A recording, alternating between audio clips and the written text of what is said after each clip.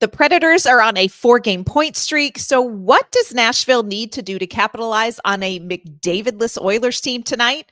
We're going to tell you on today's Locked On Predators podcast.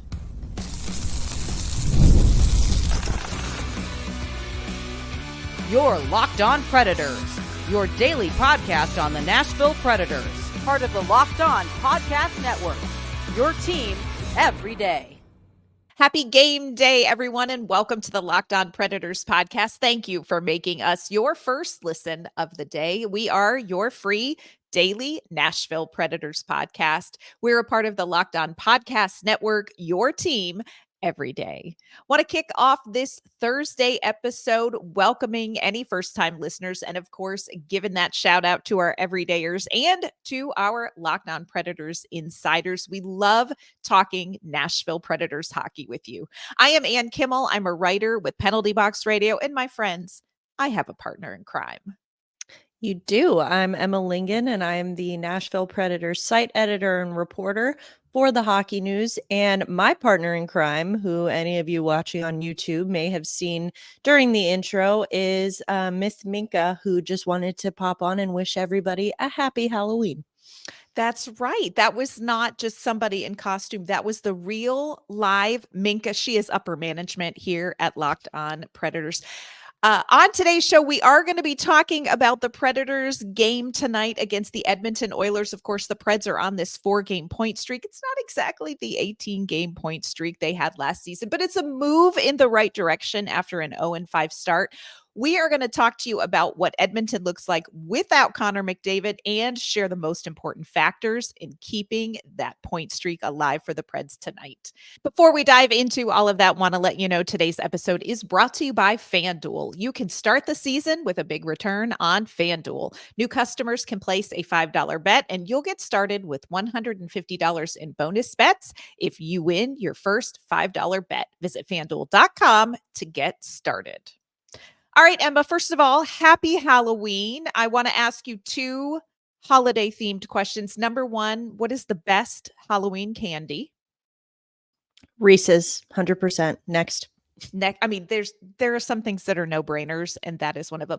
Second of all, what was your best or favorite Halloween costume that you dressed up as? Ooh, that's a good one.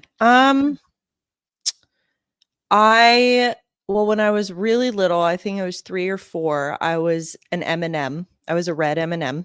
Come on. That was a good one. I had like the big white hands and everything. When I was in high school, my friends and I went as the Flintstones. So that was pretty good. I was Bam Bam. I love but it. we had all the Flintstones. I made my own costume too. It was pretty good. So That's amazing. all right, now I need to know your answers for both of these. Oh, Reese's. I mean, I am not a barbarian here. Of course it's Reese's. And favorite costume, I have an inflatable T-Rex costume that I got for Christmas one year, and it is my joy and delight. I have an inflatable person riding a chicken costume, also a joy and a delight. But my favorite Halloween costume, a friend and I dressed up one year as the Publishers Clearinghouse Prize Patrol. And we had like balloons and flowers and a big giant check, and we would knock on people's doors. And we had so much fun with it. I don't even know if people know what that is now. Did anyone think that you were actually bringing them a check? Like, did they get excited? No, nobody got excited at all. No, nobody believed us. But we really tried. We had blazers. We had the little insignia. We had a great time. But yeah, there we go. What is not going to happen tonight on the ice at Bridgestone Arena, there will be nobody there dressed up as Connor McDavid, including Connor McDavid himself. Of course, he was injured in the last game in Columbus, only played 1 shift, about 37 seconds of ice time, fell into the boards. He is listed as 2 to 3 weeks out with an ankle injury. How much does that change the look of this night for the Nashville Predators, do you think, Emma? Well, not much if Leon Draisaitl gets back to his ways, but Man. I think I mean the impact of a loss like that for Connor McDavid, which thankfully, according to Elliot Friedman, his latest report looks like is not as serious as they initially thought it was for the injury. So that's great news for him. But the impact of losing a player like that for the Oilers is going to be huge because, I mean, the best center in the game right now. Right. Um, and it's on an Oilers team that has really been underperforming to start the season. And that includes guys like Zach Hyman, McDavid's line mate, still doesn't have a goal yet this year after scoring 54 last year. So it's, you kind of start to think this is going to be one of those defining moments for this Oilers team where it's like guys are going to have to step up and they're going to have to produce. And, this game against the Predators, I think, will be a test for them to see, like, okay, do we rise up? Do we rise to the occasion? I just felt like I was about to break into a song from Hamilton just there. Do it. Rise up. Come um, on. or do they fall back and do they kind of crumble? And, based on the Oilers that we know from, their entire body of work, you like to Mhm. think that they're going to rise up. But based on the way they've started this season, I think that that's something the Predators will definitely need to capitalize on if they can. Yeah, and it has been an interesting start to the season for the Edmonton Oilers, and I think you and I had talked at the beginning of the season. They're kind of our pick for definitely getting back to the Stanley Cup final, at least making a deep postseason run. But it has been a little bit of a tough start for Edmonton on a number of levels, and that does include Connor McDavid. Now, his numbers are not horrific to start the season. 10 games, he's got 3 goals and 10 points. One of those goals, his first one came against Nashville. You're welcome. But if you look back at 2022-23, Connor McDavid's 10-game start 2 seasons ago, uh, he had 11 goals and 22 points, 2 hat tricks, and 5 out of 10 of those games were 3 or more points. So Good Lord. it's insane. That's obscene. It is obscene. It is hard to look at those numbers and not want to cover your eyes. So there is an element of, Connor McDavid-less Edmonton looks a little different. I think no matter what a coach says, it does change the way you play against them, or at least you kind of mentally play. Because if Connor McDavid is playing, you always have to have one eye specifically on him. He is his own factor. So I do think that that maybe changes some things. But again, Nashville knows the curse of Leon Draisaitl. And this is an Oilers team where they could have these players come in and step up and really cause some havoc. When you look at the Oilers' slower start, Emma, what do you attribute that to? I would say a big part of their issue has been, the one thing the Predators have not had an issue with, and that's goaltending. Their Mhm. goaltending has been pretty inconsistent to start the season. Stuart Skinner had a very rough start to the year. Calvin Pickard hasn't been a whole lot better, except against Nashville. But I do think that that's something that the Predators should have exploited more the last time the Mhm. Oilers were in town. They made Calvin Pickard, no disrespect, but they made him look like he was Connor Hellebuck out there. And it's like, okay, calm down. Yeah. But I think that's one thing. I also think defensively, their depth is not great. They have that top pairing of Evan Bouchard and Matthias Ekholm. And beyond that, there's a little bit to be desired. And then I think again, it didn't seem like, again, you just said 10 points in 10 games, nothing to sneeze at for Connor McDavid. But True. when overall, we say this all the time when talking about the Predators, but it's true for anyone. You need your top guys to be your top guys. And so far, their top guys have not quite been carrying the team in, with the kinds of numbers like you said from a couple years ago. Mhm. Yeah, and you're talking about top guys really contributing, especially offensively. Of course, Draisaitl and McDavid are the top scorers. Scorers number 3 and 4 in goals on the Edmonton Oilers team, Evan Bouchard and Matthias Ekholm. Everyone cross yourself in memory of Matthias Ekholm. So, yeah, they just don't quite have everybody going yet. And look, that's not something Nashville can't relate to. Nashville definitely has had some challenges coming up. We're going to tell you what Nashville can do right now in this game to capitalize on the Oilers' struggles and the absence of Connor McDavid. Today's episode is brought to you by FanDuel. Get ready to tackle the NFL action with FanDuel, America's #1 sportsbook. Because right now, new customers can bet $5 and get $150 in bonus bets if you win. The FanDuel Sportsbook app gives you everything you need to place live bets on the NFL all in one place. So when you get a hunch in the middle of the game, you can check out the latest stats, you can view live play-by-play, and so much more. And it's all on the same page where you place your bets. Just visit FanDuel.com to join today. You'll get started with $150 in bonus bets if you win your first $5 bet. That's FanDuel.com. Never waste a hunch and make every moment more with FanDuel, an official sportsbook partner of the NFL. All right, Emma, we know that the Oilers are in town tonight. We know that they are going to be without Connor McDavid. But what we really want to focus on now is what can Nashville do to win this game? Of course, this is the second time they faced Edmonton. They lost 4-2 earlier this month. And one of the areas where I think might be surprising to some people that Nashville has a really interesting advantage is on special teams. The Edmonton power play, and I'm not joking when I tell you all this, is 26th in the league right now, 13.8%.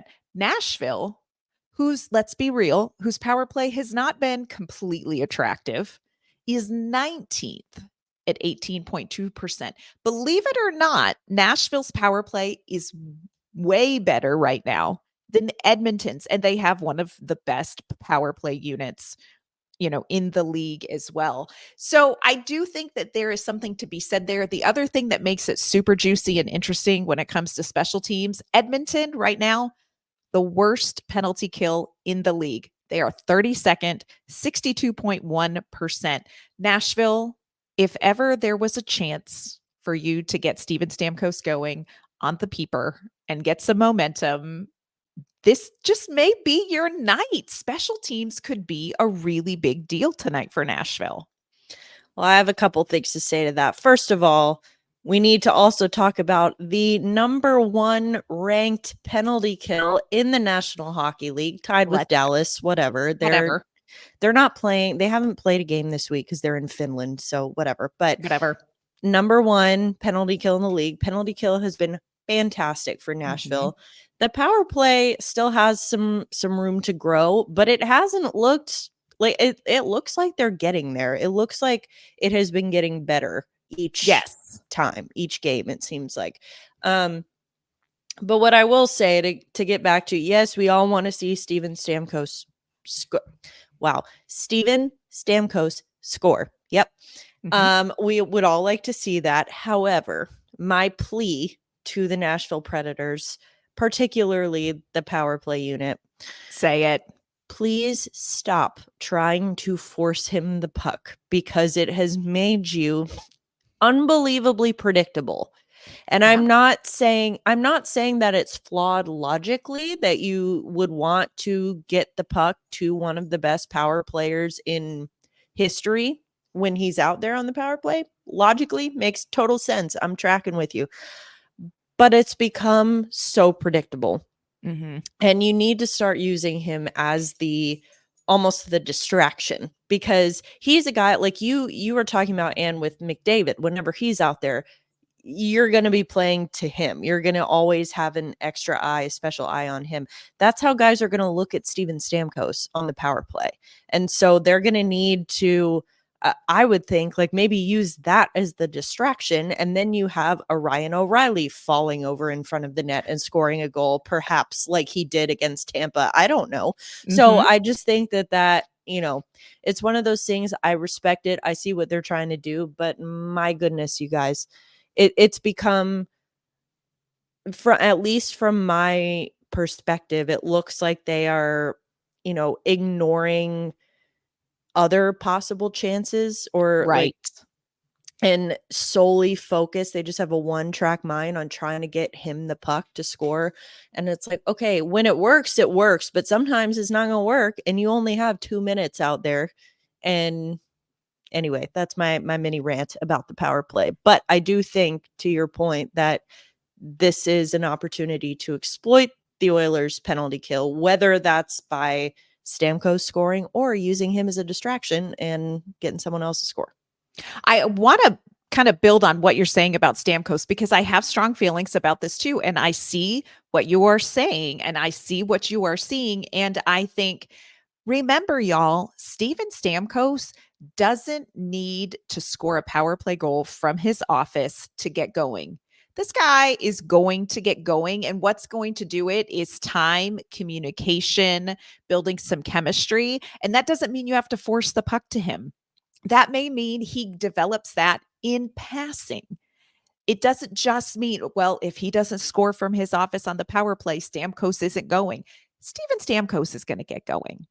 You don't have to, it doesn't have to be right there in that situation. Play hockey with Steven Stamkos and he is going to be just fine. Another factor I think that may be good for Nashville tonight is talking about rest. And Nashville just came off of kind of a tough stretch. And Andrew Burnett talked about this. He's like, look, by the time we hit Tampa Bay, we're playing 3 games in 4 days. There's some travel in there. The team is playing their first back-to-back, which is a different routine and a different schedule. And then, hey, we should go to Tampa Bay where everybody has a lump in their throat from emotion and see how that goes.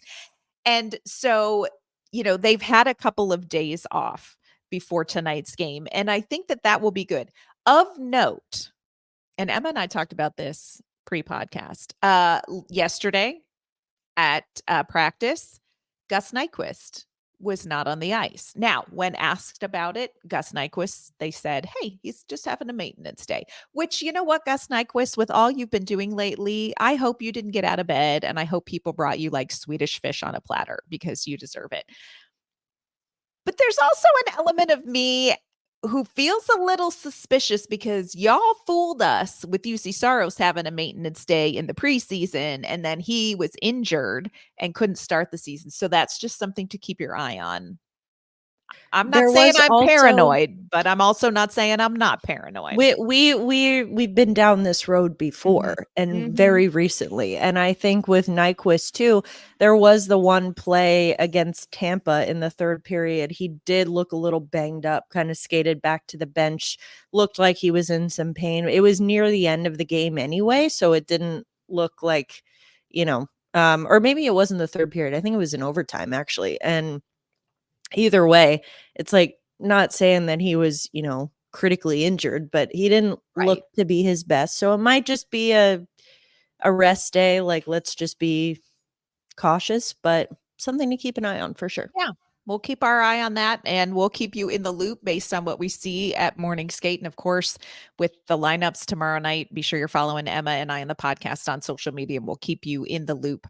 Coming up, we are going to talk about a couple other factors that could swing these 2 points Nashville's way. And we're going to talk about why these 2 points matter so much. Today's episode is brought to you by PrizePicks. PrizePicks is America's #1 daily fantasy sports app with over 5 million active members. PrizePicks is the easiest and most exciting way to play daily fantasy sports. All you have to do is pick more or less on 2 to 6 player stat projections and watch your winnings roll in. It's the way daily fantasy sports should be played. It's not you against 1,000 strangers. It's just you against the PrizePicks projections for your favorite players in your favorite sports. Look, Philip Forsberg has been finding the back of the net for the Predators lately. Why not include a more pick when it comes to Forsberg points in tonight's game? Download the PrizePicks app today and use our code LOCKEDONNHL and you're going to get $50 instantly when you play $5. That's code LOCKEDONNHL on PrizePicks to get $50 instantly when you play $5. You don't even need to win to receive the $50 bonus. It's guaranteed. So check out all the action at PrizePicks. Run your game. All right, Emma, you had talked about, hey, look, Connor McDavid out of the lineup. You've got some other players coming in. You have some players on Edmonton's team that haven't gotten going yet. One of the areas where I would love to see Nashville get the advantage is with some depth scoring. And by that, I'm saying, hey, Luke Evangelista, like I would love to see you score a goal. I mean, and I'm not just calling him out. I'm saying like it would be really great to get scoring from up and down the lineup as well. And for me, there's an opportunity for that because Edmonton really has some players that are still trying to get going, and they're going to have some, players coming into the lineup as well. Yeah, I think, particularly in that middle six, you'd like to see some, some scoring there. Luke Evangelista, hey, Colton Sissons, hey, Steven Stamkos, hey, anybody, anybody home, anybody. Yeah, because I think that those are guys that, again, I talked about the Oilers kind of lacking defensive depth as well. So that's something that they can kind of capitalize on, or they should capitalize on. Yeah. And you had mentioned goaltending has been a challenge, at the start of the season for the Oilers. I would like you to meet UC Saros, who, by the way, was the second star of the week in the NHL for an outstanding 2-0 performance when you look at Boston and Chicago. Played a really great 2 games there and kind of seems to be cooking.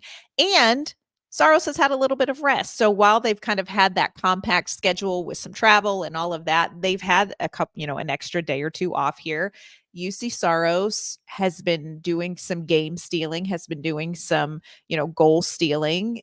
This could be an interesting way that Nashville could tip this game in their favor, is to see how these players do, in net for each team.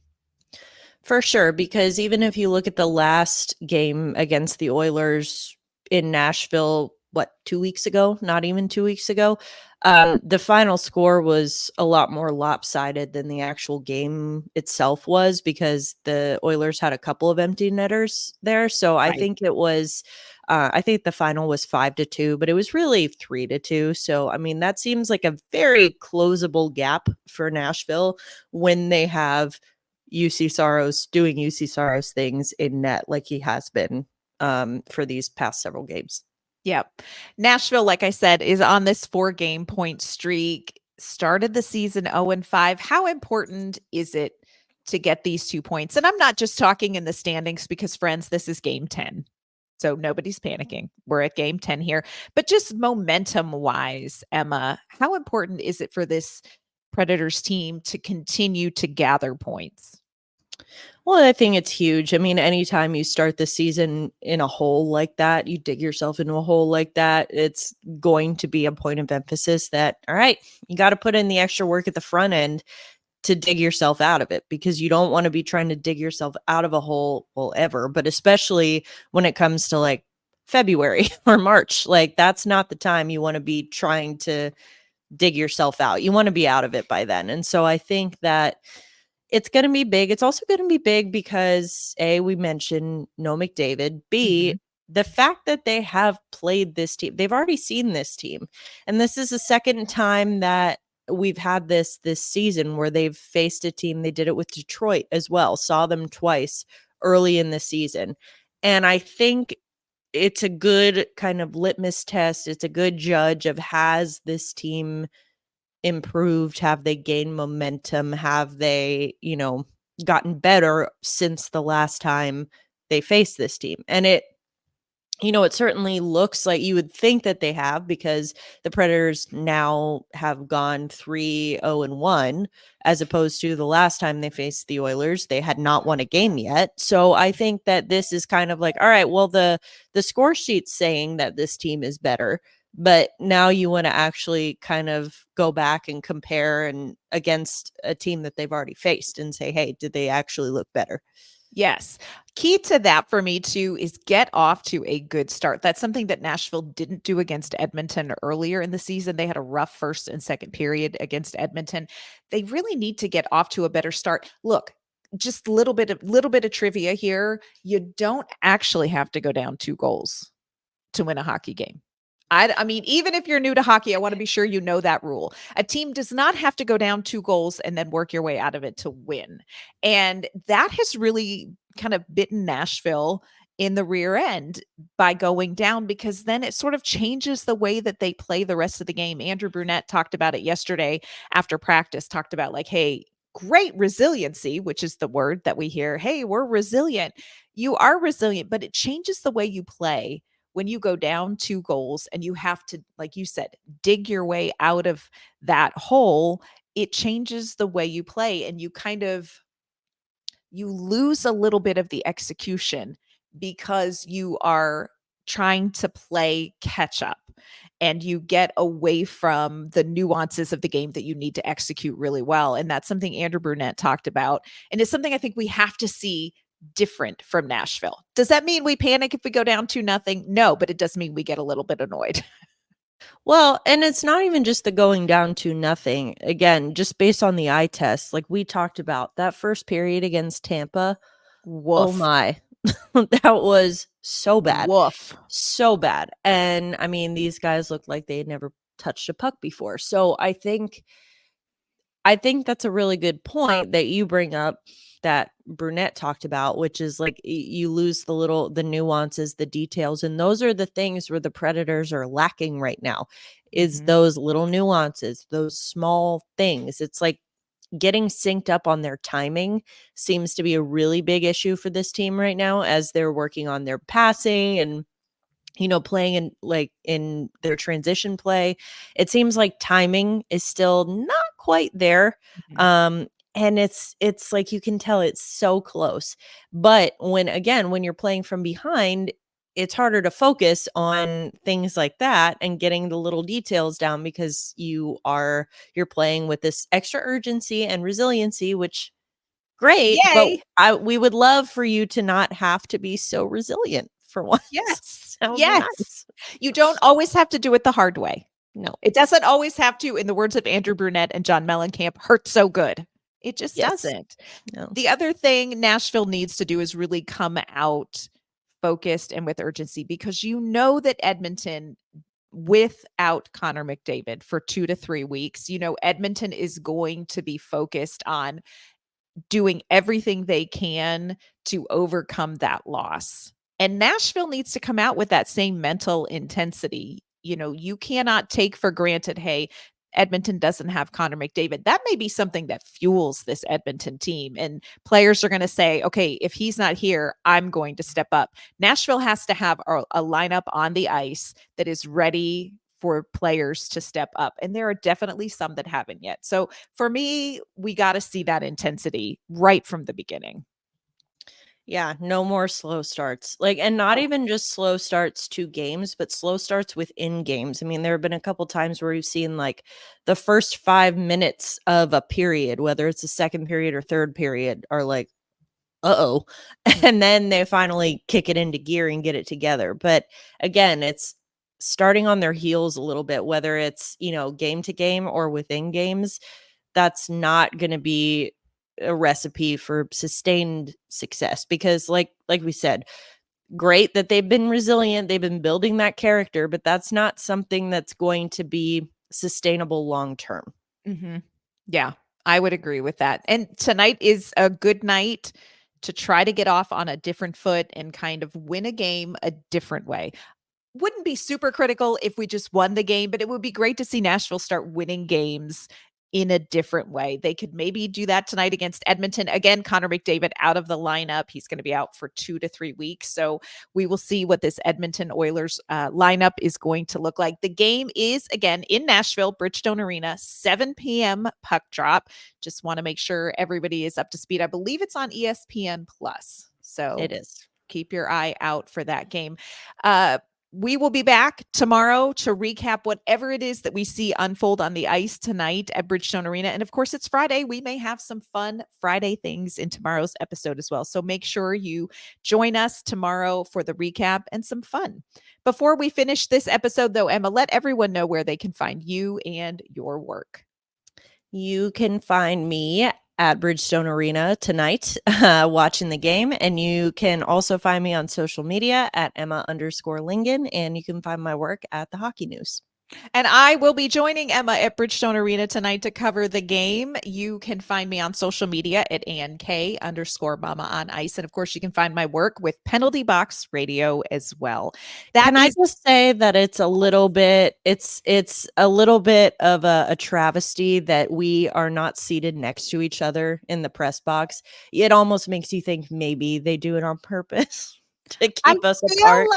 I feel like it is wrong and intentional. And I am personally offended by it. Personally offended. Look, if people abandon seats next to each other, you may find Emma and I sitting together, sharing a grilled cheese, which y'all, best grilled cheese in the world at Bridgestone Arena on the first floor. I'm just telling you. I still need to try one of those. I'll get you one. I'll get you one at the game tonight. It's going to be amazing. Life-changing.